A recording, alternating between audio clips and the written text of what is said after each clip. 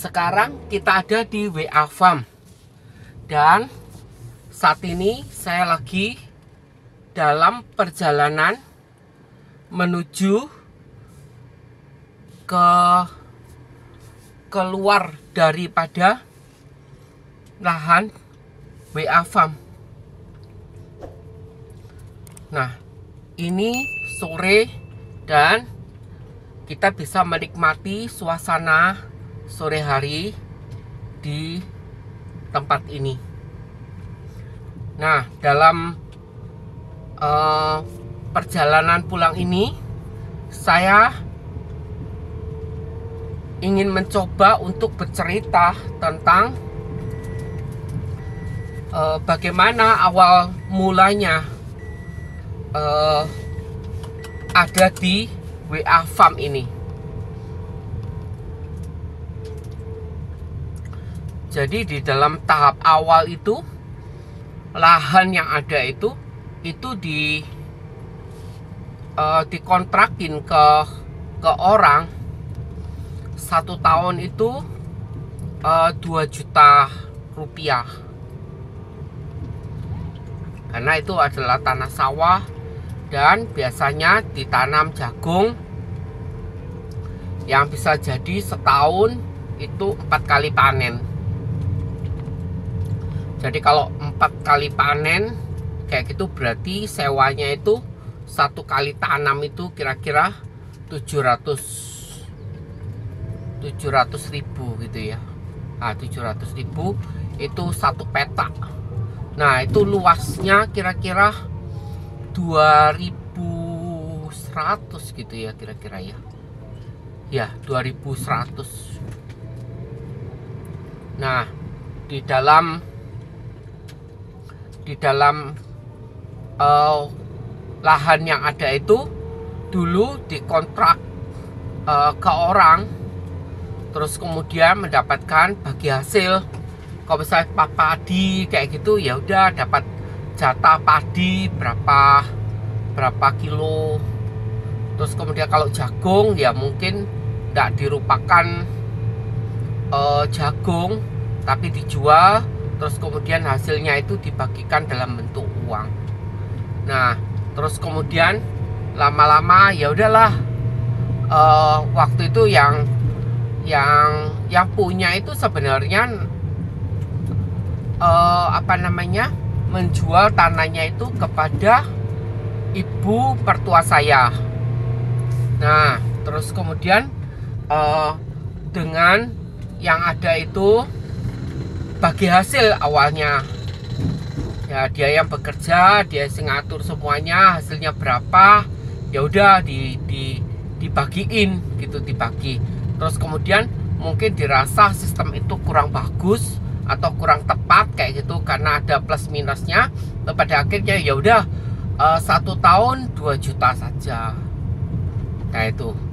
Nah, ketika ibu saya meninggal, nah kita sebagai anak-anaknya itu kebagian untuk mengurus tanah-tanah yang ada itu. Nah, terus kemudian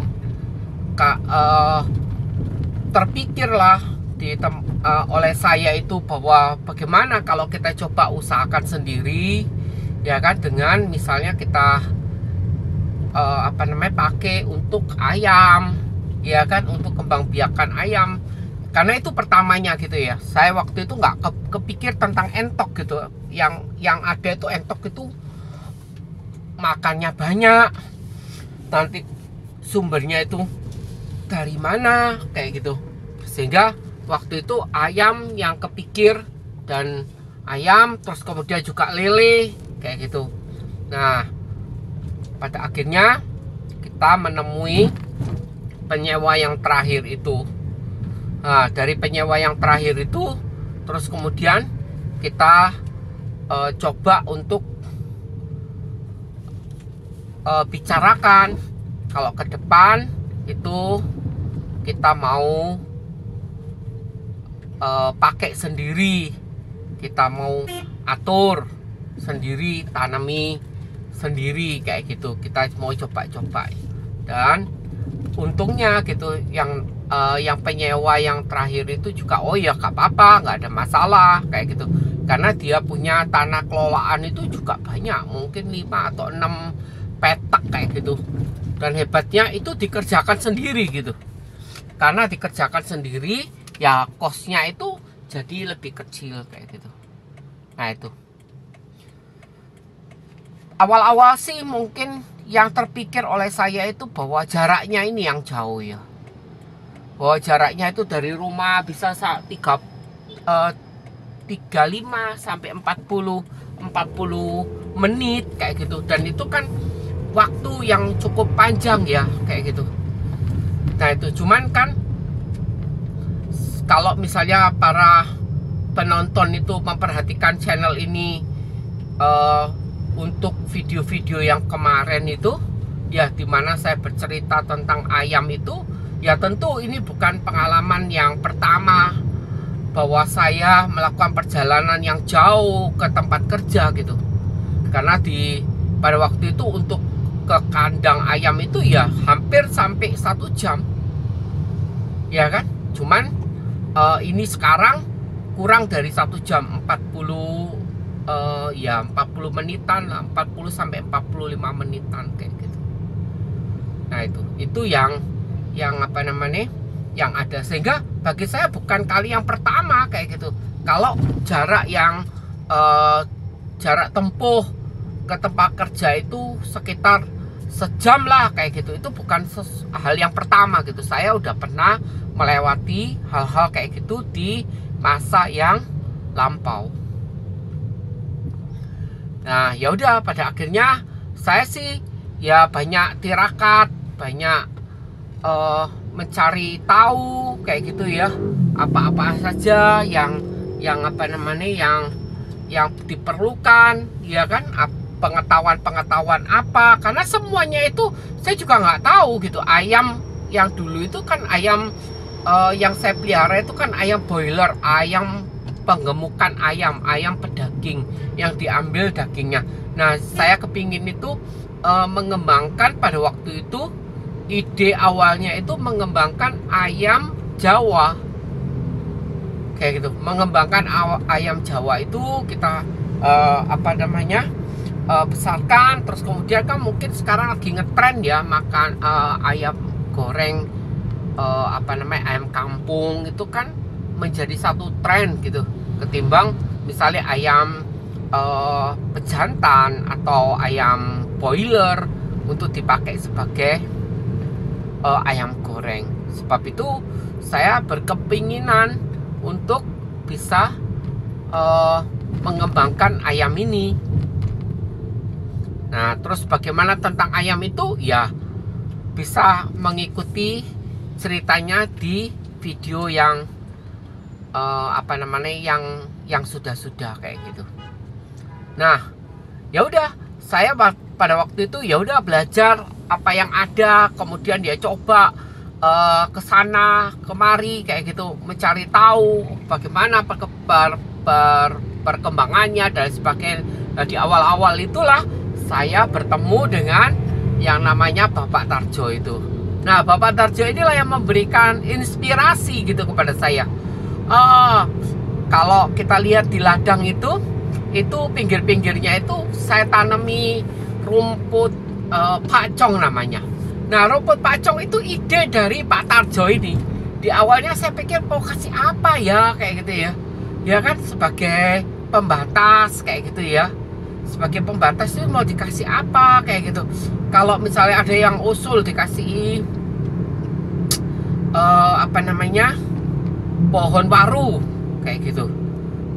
Cuman pohon waru itu juga ada plus minusnya ya, kecil bisa hidup dengan cepat ya, beradaptasinya itu sangat bagus.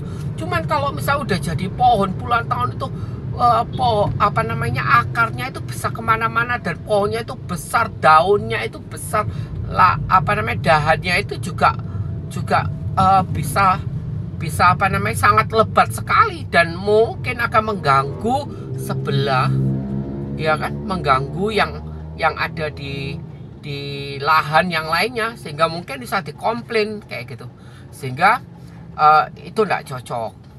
Kalau misalnya semua dari depan sampai belakang itu mau pasang gedek gitu ya, dari gedek itu dari bambu yang dianyam kayak gitu ya, itu ukuran 2 kali 3 meter. Saya hitung-hitung biayanya yang menurut saya itu berat di kantong gitu ya. Lalu bagaimana ya, terus akhirnya sampailah kita di kesimpulan bahwa ya udah, kalau kayak gitu ya udah yang bagian tengah saja ya kan. Nah, kira-kira 25 meter dari mulut jalan itu dibangunin untuk yang ada sekarang ini. Jadi dibikin kolam ada 4 ya, terus kemudian juga dipasangin tempat untuk berteduh dari bambu kayak gitu ya kan, dari bambu itu dipasang untuk ini. Nah, Bapak Tarjo, kembali ke Bapak Tarjo tadi. Nah, Bapak Tarjo itu yang memberi inspirasi kepada saya, rumput pakcong. Nah, di awal-awal dialah yang sangat-sangat membantu saya kayak gitu. Ketemunya itu ya pas saya tengok di lahan itu jam 11 dia sudah selesai bekerja. Waktu pulang ketemu sama saya, kita ngobrol-ngobrol kayak gitu ya kan. Nah, dari situlah baru tahu kayak gitu, oh Pak, ini tanamnya aja rumput pakcong. Nah, nanti 3 bulan sudah tinggi-tinggi, udah rapet, udah bisa sebagai pembatas, orang nggak bisa lagi masuk. Nah, saya pikir ya masuk akal ya, karena di awal itu saya juga kepingin ternak kambing kayak gitu ya kan. Kita bisa punya kambing sendiri, nanti kalau waktu Idul Korban kita juga ikut berbagian, maksudnya berbagian jualan kayak gitu ya kan. Nah ini kan sangat, saya pikir kan iya ya, menarik sekali kayak gitu.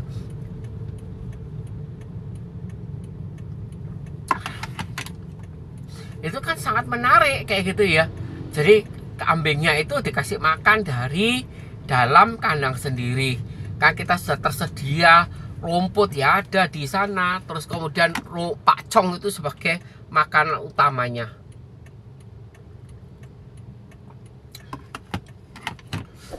Nah, pada akhirnya ya udah, waktu itu kita pergi ke ke tempatnya kenalannya Bapak Tarjo itu.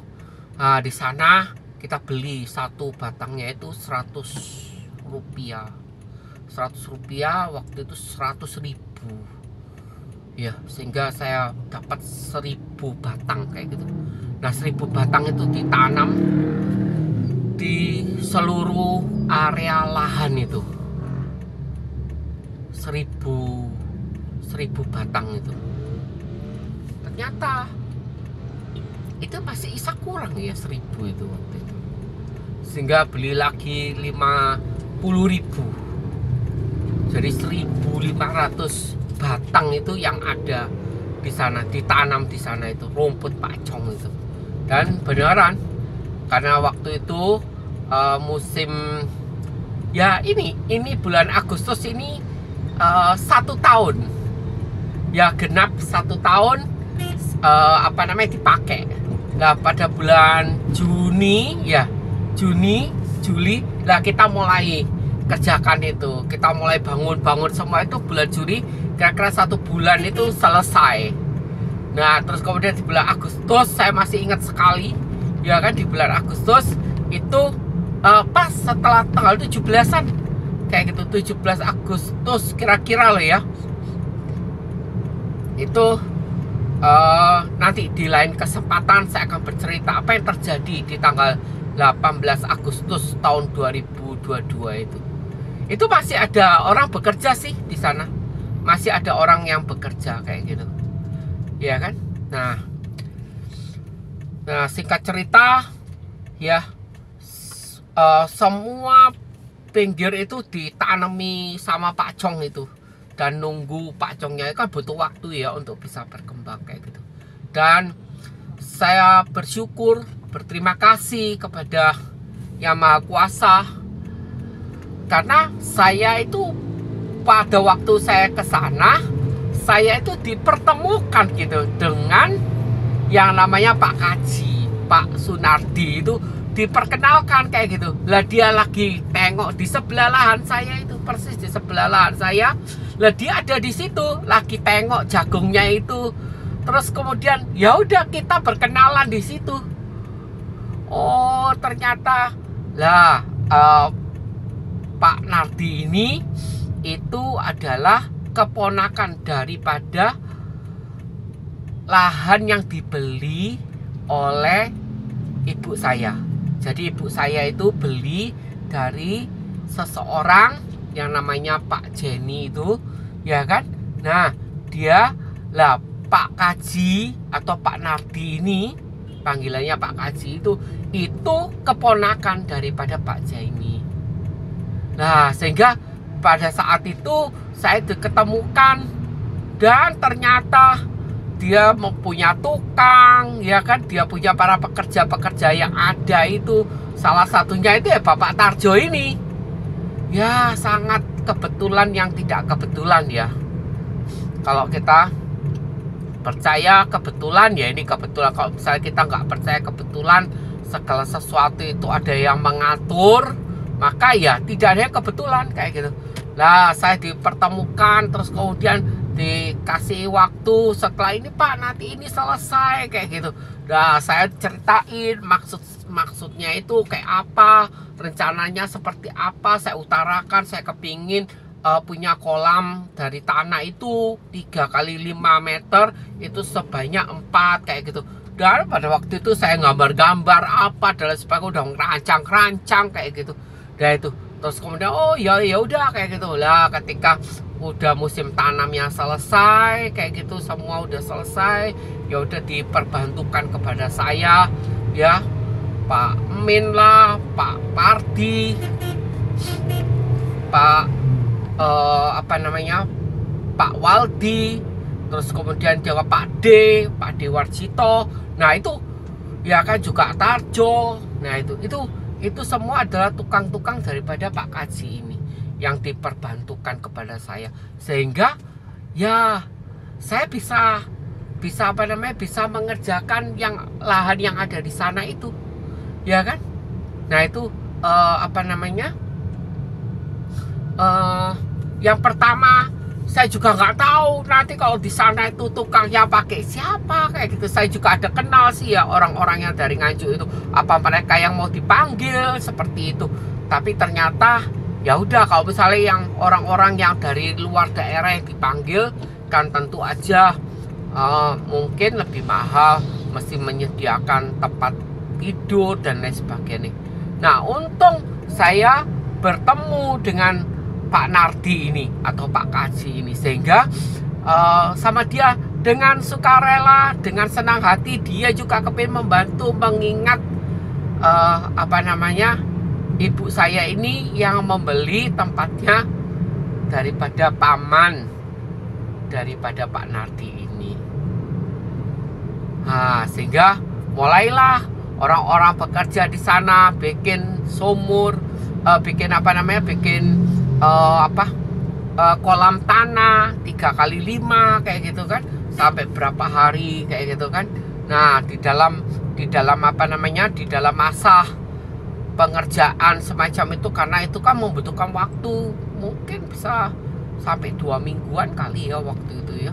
Nah itu saya berpikir bagaimana kalau misalnya yang apa namanya, kita bikin apa namanya, tempat berteduh, ya kan, itu sepanjang 25 meter, ya kan, sepanjang 25 meter, dan ke sampingnya itu berapa ya, 10 meter kali ya, 10 gitu ya, 10 kali 25, ya kan. Nah itu 10 atau berapa ya, saya lupa. Itu dikerjakan kayak gitu. Dan waktu itu saya dikenalkan dengan seorang yang namanya Pak Sur itu. Dan kebetulan Pak Sur itu lagi tidak ada pekerjaan atau tidak lagi menangani apa namanya, menangani pekerjaan gitu. Sehingga dia ready, kalau nggak mau saat ini ya dia akan nyari pekerjaan yang lain dan nggak tahu siapa yang bekerja. Sehingga Pak Sur itu ya udah wis, waktu itu saya pergi bareng-bareng cari cari bambu, cari macam-macam. Bambunya itu juga kalau di sana dilihat besar-besar itu bukan pertamanya itu bambu petung itu ya. Itu sebenarnya bukan kayak gitu. Rencana awalnya itu pakai bambu biasa, bambu ori kayak gitu ya kan. Nah ternyata bambu orinya itu nggak datang. Lah bagaimana ini? Kalau nggak datang, nggak bisa segera dikerjakan, tukangnya lagi nganggur, dia cari kerjaan lain. Lah kalau bisa dapat kerjaan yang lain berarti tempat saya nggak mau. Kalau ori itu berapa ya? Mungkin kira-kira 15 ribuan gitu ya. 15 atau 18 gitu ya, ori itu. Nah kalau kayu petung ini, bambu petung ini, satunya itu 8 meter itu harganya Rp150.000 pada waktu itu. Hampir 1 tahun yang lampau itu harganya itu per batangnya itu 150.000. Bagaimana ini? Mau dipele atau enggak? Kayak gitu. Pada akhirnya saya memutuskan ya udahlah, kita pakai bambu petung saja untuk bagian-bagian yang ada itu, sambil nunggu bambu orinya itu datang. Nah, sebab itu maka biaya yang dikeluarkan juga sangat-sangat terasa sekali kayak gitu. Nah itu pakai bambu petung. Nah akhirnya dia bisa bekerja kayak gitu. Dia bisa bekerja, terus kemudian panggil temannya yang namanya Pak Anto itu. Nah berdua mengerjakan bikin bikin pertamanya ya bambunya dipotong-potong, diatur sedemikian rupa kayak gitu kan, buat supaya bisa diberdirikan dengan baik kayak gitu. Ketika sudah diberdirikan kayak gitu, nah sepanjang 25 meter itu 8 kelihatannya, 8 kali 25 kayak gitu.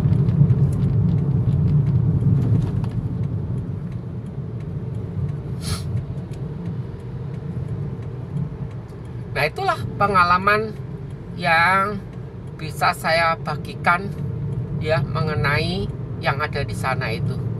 Nah itu Pak Sur. Kemudian waktu finishing, nah ada satu lagi temannya itu datang untuk memberi bantuan, sehingga bertiga untuk bisa menyelesaikan pekerjaan yang ada di sana, sehingga pada akhirnya bisa ada di bagian tengah itu dipasangin gedek di sekelilingnya, sehingga bisa memberikan rasa aman yang lebih daripada hanya pakai pacong saja kayak gitu. Nah itu sepintas yang bisa saya ceritakan pada kesempatan sore petang hari ini kayak gitu. Nah selebihnya kira-kira sebulan waktu untuk menyelesaikan dari bambu yang ada, dipotong, terus kemudian dibentuk ya kan, itu kira-kira memakan waktu 1 bulan. Nah di depan itu kira-kira ya juga sama ya, 20 meteran, 20 sampai 25 meter gitu ya. Nah yang bagian tengah itu juga sama, kira-kira 25 meteran kayak gitu. Nah di bagian belakangnya itu kira-kira separuhnya lagi, berarti ada 50 gitu ya, ya kan. Nah itu yang saya alami, yang bisa saya bagikan pada kesempatan sore hari ini. Apa hikmat yang bisa dipetik, yaitu bahwa segala sesuatu itu ada yang mengatur. Hidup ini itu sudah ada yang mengatur, ya kan. Kita mau kayak apa, mau berusaha seperti apa, kalau belum waktunya juga nggak bisa. Tapi kalau sudah waktunya, semuanya itu rasanya itu enak gitu ya, ketemu kayak gitu ya kan. ada yang membantu gitu. Saya sendiri juga takut kayak gitu ya, apakah semua kok lancar banget ya kan. Nah itu menjadi satu pergumulan tersendiri buat saya gitu ya, kenapa semuanya bisa berjalan dengan baik gitu. Butuh tukang ada ya kan, butuh orang untuk bikin apa namanya, kolam tanah itu orangnya itu ada, sekalipun harus nunggu beberapa hari, tapi ada gitu ya, tersedia orang, ada yang mau bantuin gitu ya. Sehingga saya sendiri, apa ini maksudnya itu maunya yang di atas atau cuman keinginan saya sendiri kayak gitu. Karena terus terang aja saya sendiri menempuh jalan ini juga seperti yang saya sampaikan kan, butuh waktu 40 menit ya kan. Kalau pas lagi macet bisa sampai 1 jam ya kan, dan bukan perjalanan yang singkat kayak gitu ya kan, mesti meninggalkan rumah dan sebagainya. Nah ini bagaimana kayak gitu. Nah ternyata semuanya ada yang mengatur, dan itulah pengalaman saya bagaimana berdirinya.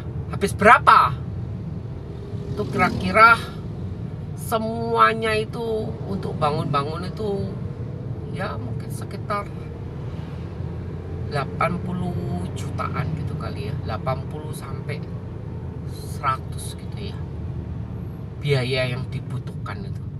Kok mahal banget ya? Iya kelihatannya apa namanya, kelihatannya bambu cuma murah ya, 150 ya kan. Ya yang paling mahal ya ongkos kerja ya kan, tenaga kerjanya itu yang apa namanya, yang lebih mahal gitu kelihatannya kayak gitu. Tapi ya disyukurilah dengan apa yang ada, yang bisa dilakukan kayak gitu. Nah mudah-mudahan lahan yang ada itu dengan yang biaya-biaya yang sudah dikeluarkan seperti itu bisa membawa dampak positif, membawa kebaikan baik buat saya maupun buat para pemirsa. Dan terus terang aja, kalau nggak ada lahan yang ada di Bayudono itu ya kan, yang ada di WA Farm ini, ya tentu aja juga nggak ada konten ini gitu ya. Konten ini ada karena adanya lahan yang ada di sana ya kan. Ya bagaimana Seluk-Beluk berternak lele, Seluk-Beluk berternak ayam, berternak entok. Terus kemudian saya juga bercerita untuk pepaya kayak gitu ya, terus tanam cabai dan masih banyak yang lain ya. Mudah-mudahan ini menjadi satu hal yang baik gitu. Nah saya berharap para penonton bisa memberikan support buat channel WA Farm ini dengan cara subscribe, like, juga bagikan pengalaman-pengalaman ini kepada yang lain. Jangan putus asa, jangan mudah menyerah. Tantangan silih berganti, musim kehidupan silih berganti.